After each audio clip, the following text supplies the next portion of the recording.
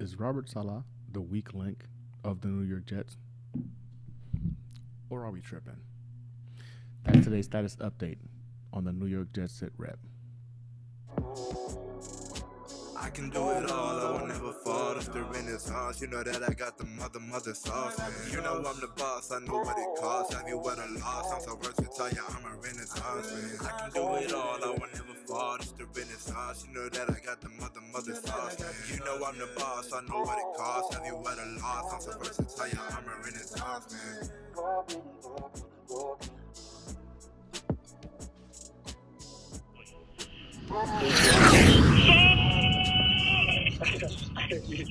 Congratulations, brother. Hey. And here we go.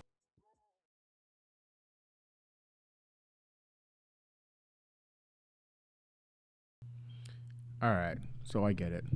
Right now, Joe Douglas is doing great things. Zach Wilson has shown us flashes in regards to what he can become.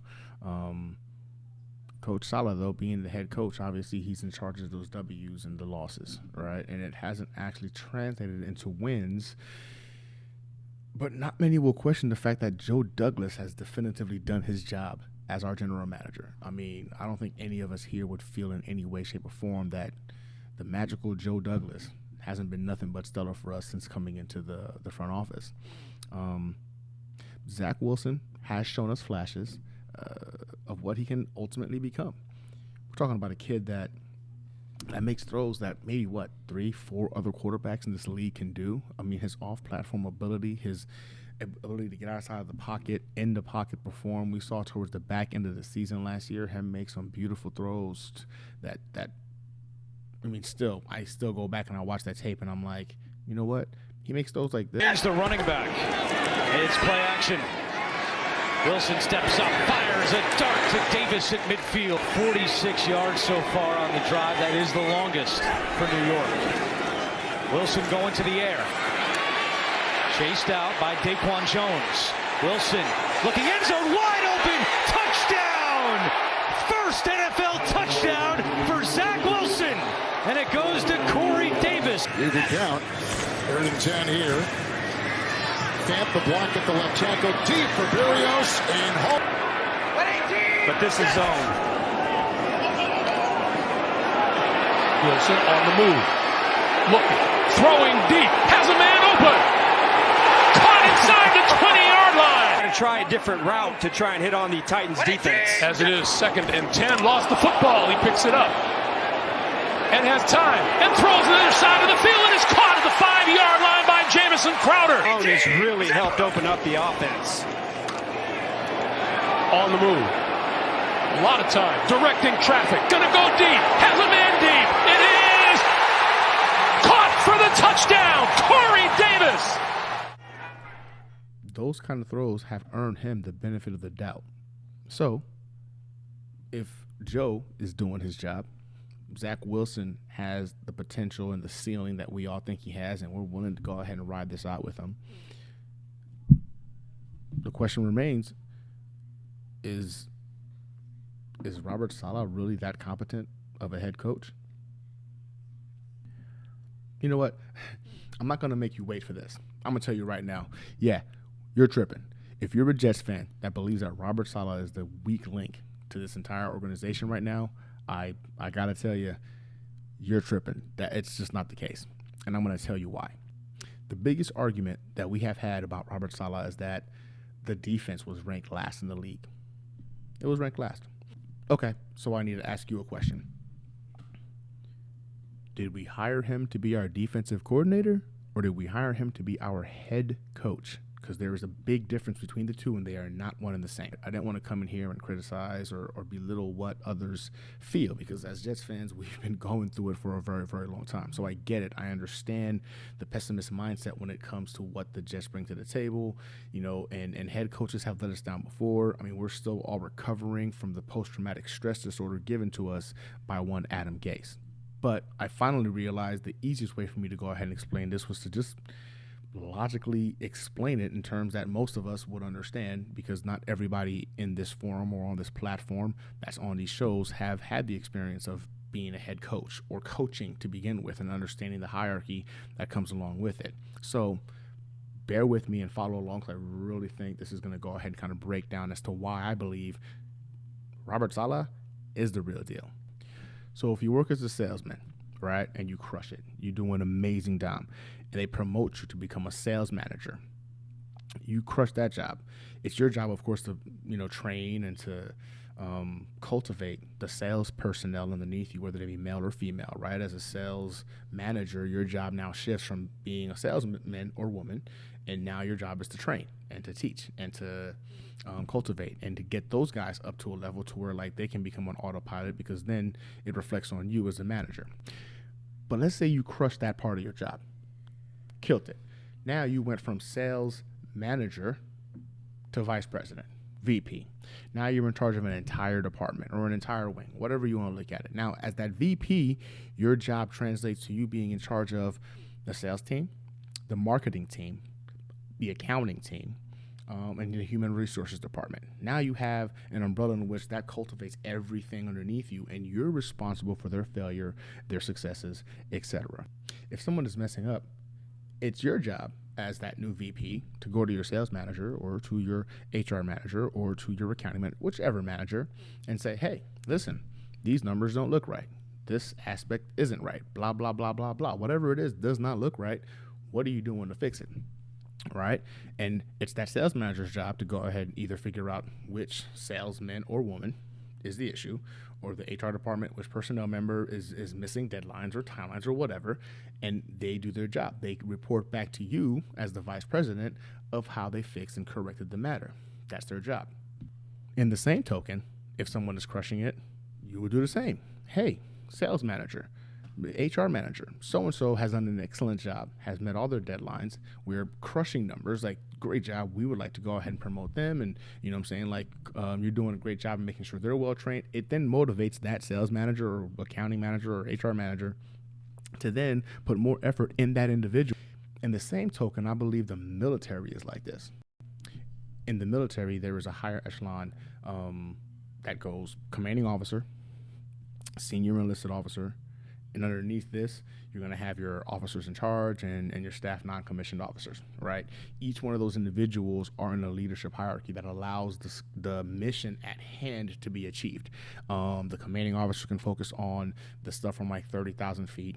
You've got the senior enlisted who's going to be able to go ahead and see more things for 15,000 feet and below. He or she has the experience of having been in the positions that most of the staff non-commissioned officers, even some of the officers in charge, have been in, and that gives them specific insight, experience, right? Now, your officers in charge are put in those positions because they've shown promise in their particular fields, and if they, of course, have gone through mountains and mountains of training in order to go ahead and be put in a leadership position. Your staff non-commissioned officers, however, are subject matter experts in a particular aspect. So now they're in essence becoming that individual, training every new personnel coming in, into their space or their area of expertise. It's their job to train, manage, and maintain them. Those are your staff non-commissioned officers, where they're given a mission to go ahead and achieve, and it's their job to go ahead and boom, cultivate this little portion of the team, right, to do their job well so it impacts the overall mission. Now, every one of those components have proven themselves to be essential. They're needed. They need to go ahead and be able to go ahead and work in unison in order to achieve the overall mission. Very rarely will you see a commanding officer interacting with individuals below his scope. He or she will usually go to the senior enlisted officer and dictate what their orders are, what the mission objectives are, right? The senior enlisted officer, in essence, would go ahead and correlate that with officers in charge and, of course, with staff non-commissioned officers, kind of breaking down, being the voice of second in command, so to speak, to the commanding officer. So in this case, when I see a breakdown of the sports hierarchy, I can't help but and see it the way I used to see the same level of rank structure in the Marine Corps. It's very, very similar in terms of experience, expertise, education aspects. Like, these things all broke down into what allowed someone to get promoted and ahead. In the Marine Corps, it was very much the same way. So whenever I look at the Jets right now, in any kind of sports, really, I can see myself working from the ground up and from the top down, because that's just how I've been wired to see things. So in a nutshell, Joe Douglas is the commanding officer of the New York Jets. Okay. Robert Saleh, Coach Saleh, would be his senior enlisted officer of the New York Jets. So the two of them work like hand in hand to make things happen, which we can all appreciate because we've seen it time and time again during the draft, free agency acquisition, all that good stuff. Now, Coach Saleh has staff non-commissioned officers in charge of his defense and offense in the ways of Ulbrich and LaFleur. So Coach Saleh has his staff non-commissioned officers that he has specifically put, like, you guys are going to be in charge of every component, like special teams, defense, offense. Like these are his staff non-commissioned officers who have shown expertise in that level and excelled in it, and which is why they are now in charge of that particular department area of the organization. Joe Douglas, as the commanding officer, has provided his senior enlisted officer with all of the tools necessary to be successful. By that, I mean in the sense of in the Marine Corps, the commanding officer is responsible for, of course, not only funding weapons, mission objectives, and training, right? But like he's in charge of whether or not the overall mission would get accomplished. So the commanding officer in this case, i.e. Joe Douglas, has he done enough to give to Coach Saleh, his senior enlisted officer, the tools necessary to achieve the overall mission of the Super Bowl? The goal of the mission here is in essence a Super Bowl victory. Now, granted, we're not expecting to do that next year or the following year. Maybe we do. Who knows, right? The Cincinnati Bengals just went to the Super Bowl, and nobody saw that coming last year. So it's very possible in this game that we do see that. Coach Saleh now has the weapons necessary, you know what I'm saying, this year we can say, like, there's weapons across the board on the defensive side of the ball, offensive side of the ball. Like, so the CEO, Joe Douglas, GM Joe Douglas, did his job so that Coach Saleh can do his job. Now, all Coach Saleh can do as the senior enlisted officer is express to his staff non-commissioned officers, listen, here's the tools you need, here's the weapons you need, here's the mission objective, here's blah, whatever it is, right? Here's the breakdown of what I'm expecting from you. Now let's get to work, right? Coach Saleh, again, keep this in mind, is going to be in the same breath of that vice president now of the civilian aspect of it, right? The VP who was in charge of HR, accounting, sales, marketing. The fact is, we brought in Coach Saleh to be a leader. The attitude and energy is dictated by that senior leader. He is the tone setter. Attitude reflects leadership. The energy at One Jets Drive, now, prior to Coach Saleh taking the job, vastly different. Some would say complete 180 in terms of what it was to what it is now. The energy is just different. These guys are happy to be here. They're happy to be a part of the organization. They're literally diving into the community. They're going to these games. They're showing their excitement and love for the team constantly, and it shows. It's different from what we've seen in the past. I think we just have to remember that when we hired a head coach, we were not hiring a defensive coordinator. Like, that's the thing I just don't understand as to why we keep going back to that. We hired a head coach to lead the team, and Coach Saleh is leading the team.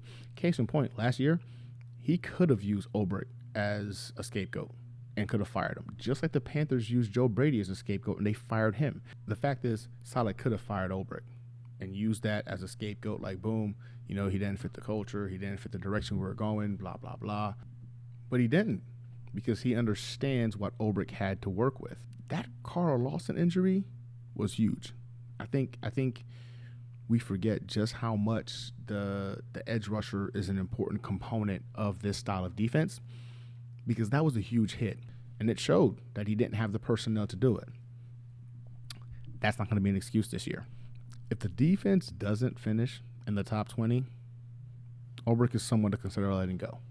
In that situation, I would look at some things in regards to development, how the team has progressed. Maybe there's more to it in terms of hopefully there's no other injuries. Like, I'm knocking on wood now, man, we really cannot afford any more injuries, but we've got the components necessary on that defensive line and in the secondary to make this defense really, really good. I don't want to say elite. Now, granted, the linebacker situation is still concerning, but when you look at the secondary now with DJ Reed and we got Sauce back there, Jermaine Johnson, I love that pick. I was really shocked we were able to still get him in the first, but one of my favorite picks in the draft was Jermaine Johnson, and having him now on that line with a healthy Carl Lawson and with the acquisitions we had during free agency, like, we're talking about a revamped defensive line. We should see Quinnen Williams really get free to do what he does best without having to take on those double teams with those guys on the edge. Jonathan Franklin Myers coming back on the inside. Like, we don't have a legitimate run stopper right now, but I think with the amount of pressure we're going to be able to get into the backfield with this roster, that shouldn't be much of an issue. So if we don't hit at least top 20 in defense, and I think that should be the floor, then Ulbrich should be considered to be let go. Coach Saleh has simply excelled at his job as the leader of the New York Jets.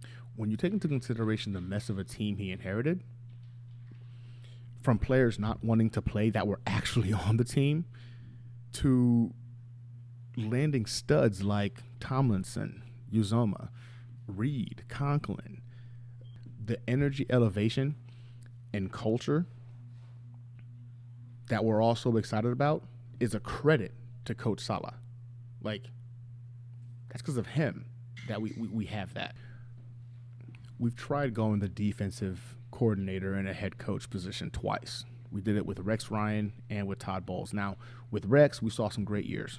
We had a lot of fun with that one, right? But a lot of us can sit here and talk about how he inherited a personnel that was pretty much top 10 in the league. So we give Rex his credit, but sometimes we kind of take a step back from that. Todd Bowles, again, that guy was another defensive coordinator in a head coach position, and we saw it, right? Like, so we tried that route, and then we decided to go the complete 180. Let's put a offensive coordinator in a head coaching position, because Adam Gase didn't have a leadership bone in his body, and yet we tried that route. We hired Adam Gase. That didn't pan out too well for us, obviously. Did not pan out too well for us. So now, for the first time, we can honestly say the Jets went the route of putting a leader in the head coaching position. That's what Coach Saleh is. Yes, he has a defensive background, yes, but he is a head coach. He is literally rightfully in that seat as a head coach because of his leadership ability and prowess. When you have a leader of men in charge of your organization, it creates dynasties, legends, heroes. Leaders cultivate attitude, they cultivate energy, they cultivate culture, right? And Coach Saleh embodies all of that. Coach Saleh is our head coach, and we as Jets fans need to start seeing him as such by seeing him in a defensive coordinator position that just happens to be in the head coach seat. He is somebody who has embraced the fact that he is now in charge of the entire organization below Joe Douglas. So with that level of acceptance and commitment, it shows why the culture has shifted so drastically. It shows why players want to come to One Jets Drive now. It shows that why we're now, I think, ranked 24th or 22nd. It was an article I read recently. We were in the power rankings when we went 24th, 22nd. That speaks volumes when you take into consideration that we were a top 4 pick last year. We haven't played a single down of football yet. And again, it's not like we're still bottom half of the league, but from 30, or I guess you can say from 28, because we did pick 4, down to 22, 24, without having played a single game, that speaks purely off of what Joe Douglas and Robert Saleh has done at One Jets Drive. So stop tripping, Jets fans. Stop it. We got the commanding officer, i.e. the president, i.e. the CEO, in Joe Douglas. I really believe that Joe Douglas is going to be around for a very long time. The guy has proven to us his high-level IQ, his dedication to the game, his mentality, his ability to stick to the plan. Like, he doesn't get flustered. The guy is level-headed, cool, and somehow, some way continues to go ahead and find ways to make the Jets roster better. And we got our senior enlisted guy, our vice president, the guy that was once an amazing salesman who became a sales manager, great at that. Boom. Now he's the VP overseeing everything. And Robert Saleh, Coach Saleh. Relax. In the words of Aaron Rodgers, just relax. It's year 2. He's already proven to me, and he should have to you, what his leadership brings to the table. Again, stop looking at the W's. Yes, did he have mistakes last year as a coach in terms of timeout management? There was a couple of times where I wanted to throw my controller or my phone at the television, so I get that. There were some frustrating times, but ultimately what we brought Coach Saleh in to do was to change the culture of One Jets Drive. Someone had to do it. Adam Gase had finished off what was left of the Todd Bowles regime in terms of culture in that freaking locker room. That was priority number 1. That had to be changed. He did that. Right now, the energy is different. It's different. Attitude reflects leadership. The fact is, the attitude on One Jets Drive hasn't been this positive in a very, very, very long time. And positive results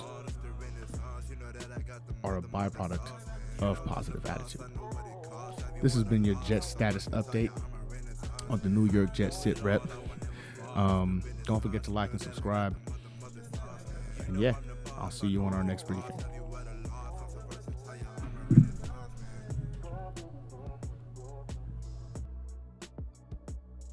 And positive attitudes, 9 times out of 10, are an attribute and a byproduct. No, that's wrong.